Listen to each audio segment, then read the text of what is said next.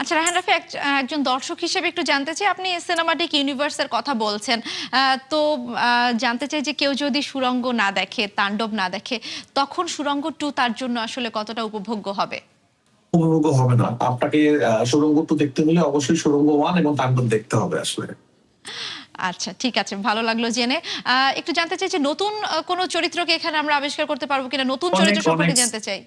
অনেক অনেক সারপ্রাইজ হবে, কিছুই জানাতে পারবো না এখন।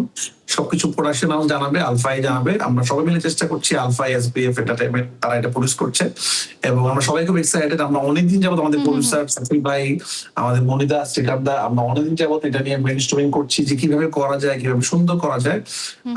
আমরা চেষ্টা করছি দর্শকরা সুড়ঙ্গ যেরকম করে ভালোবেসেছে, আসলে আমার জয় ভাইয়ের আমি রিপোর্ট দেখছিলাম, সুড়ঙ্গ আসলে আমার জীবনে একটা গেম চেঞ্জিং মুভি ছিল।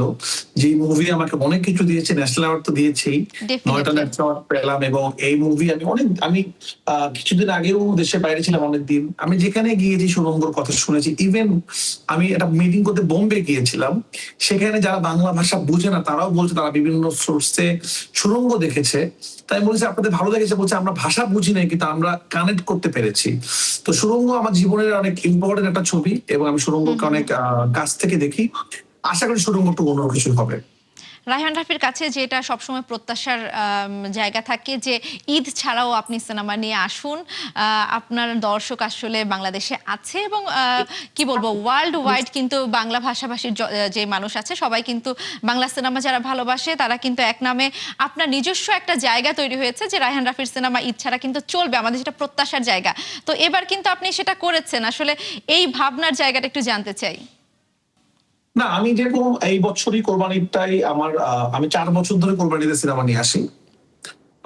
তো পরাণ, সুড়ঙ্গ, তুফান, তাণ্ডব 4 বছর পর আমি কোরবানি ব্রেক করলাম, বিকজ আমি সুড়ঙ্গ ডিসেম্বরে সিনেমা নিয়ে আসবো। কারণ ডিসেম্বরে সিনেমাটা আনার জন্য আমাকে আসলে অনেক আগের থেকে কাজ শুরু করতে হয়েছে। দ্যাটস ওয়াই আমি কোরবানিতে আমার সিনেমা আসে নাই। এবার কোরবানিতে আমাকে অডিয়েন্সটা বলেছে, তারা আমাকে কোরবানিতে মিস করেছে, যে খুব মজা করে বলেছে যে রায়হান রাফি ছাড়া কোরবানিতে অনেকদিন পর মানে একটু জমতো আর কি রায়হান রাফি থাকতে। তো আমি আসলে এটার জন্যই কোরবানিটা ব্রেক দিয়েছি, যে আমি আসলে এই বছর আর 2টা সিনেমা উপহার দিব। তো দর্শককে একটু কষ্ট হলেও দর্শক ইনশাআল্লাহ এই বছর আমার 2টা সিনেমা দেখতে পারবে বলে আশা করি। আর হিট ফ্লপ তো আসলে এটা সময় বলে দিবে। আমরা চেষ্টা করব দর্শক যে আমাকে ভালোবাসে, দর্শক যে আমাকে বিশ্বাস করে, সেই জন্যই আমি চেষ্টা করি বিশ্বাসটা ধরে রাখতে। এখন পর্যন্ত আমার সিনেমা হল থেকে বের হওয়ার পর দর্শক কোনোদিন বলেন রায়হান রাফি আমাদের বিশ্বাসটা নষ্ট করেছে। দর্শকদের অনেক এক্সপেকটেশন, কালকে অ্যানাউন্সমেন্ট বের হওয়ার পর পুরো ফেসবুক তো মাঝখানে কিছুক্ষণ বন্ধ হয়ে গেল। তো অনেক এক্সপেকটেশন দর্শকের, তো চেষ্টা করবো এক্সপেকটেশনটা ঠিকঠাক ফুলফিল করা। দোয়া করবেন আপনারা, আমরা আশা করবো ভালো কাজ করার। রায়হান রাফি, একটু ছোট্ট করে জানতে চাই, এটা লাস্ট প্রশ্ন, যে আপনি তো অনেক সাসপেন্স রাখছেন আমাদের কাছে, কিন্তু সুড়ঙ্গ 2 নিয়ে দর্শকদের যদি কিছু বলতে চান। সুড়ঙ্গ 2 নিয়ে বলতে চাই, সুড়ঙ্গ 2 একটা আলাদা ছবি, যদিও সুড়ঙ্গ 2 আপনারা দেখলে আপনারা বুঝতে পারবেন। বা সুড়ঙ্গ 1 যারা দেখেন নাই, সুড়ঙ্গ 1 এখনই দেখে ফেলুন। তাণ্ডব যারা দেখেন নাই, তাণ্ডব তারা দেখে ফেলুন, 2টি চৌকিতে আছে, পরিচয় তো আছে। তো আপনারা দেখে ফেলুন, তাহলে সুড়ঙ্গ 2 আপনাদের জন্য অনেক উপভোগ্য হবে।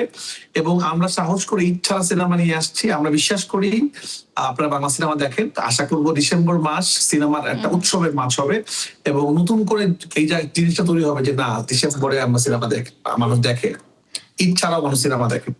আমরাও তেমনটাই প্রত্যাশা রাখতে চাই এবং আপনাকে অসংখ্য ধন্যবাদ সময় দেওয়ার জন্য। নিশ্চয়ই ভবিষ্যতে সুড়ঙ্গ 2 নিয়ে আবার আমরা কথা বলবো। আপনাকেও ধন্যবাদ।